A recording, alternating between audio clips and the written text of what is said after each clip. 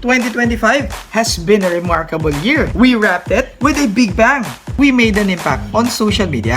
Sa unang buwan pa lang ng taon, naging bahagi tayo ng binuong local chapter ng Philippine Chamber of Commerce and Industry sa Halahala.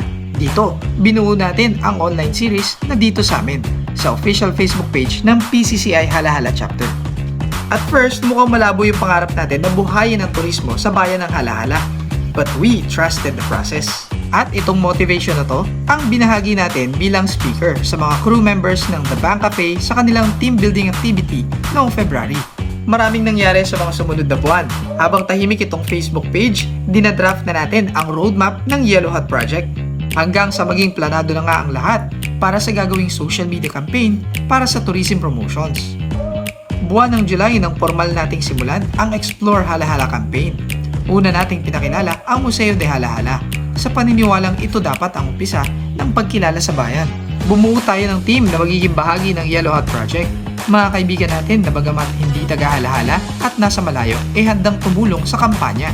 Dito na rin tayo nagsimulang lumikha ng ingay. Nagawa nating magkaroon ng courtesy visit sa bagong Halahala alkalde na si Mayor Harry Aniago. Bumisita rin tayo sa iba pang mga personalidad sa bayan na mahalaga ang papel na gagampanan sa katuparan ng pangarap natin para sa turismo. Buwan naman ng Setyembre nang mag-viral tayo sa mga video na ginawa natin. Mga video na naglalaman ng mga kwento tungkol sa bayan ng Halahala.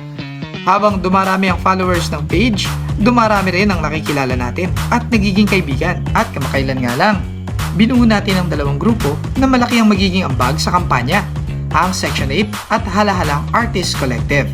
Mga grupong ipakikilala ko sa inyo sa papasok na taon. Marami pa tayong kailangan gawin. Malayo pa sa tagumpay. Hindi pa tapos ang Phase 1 at marami pa tayong tanong na hinahanapan ng kasagutan.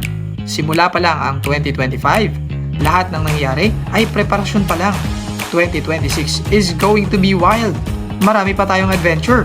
Kaya walang a-absent ha. Samahan niyo ako this 2026. Let's explore the Philippines.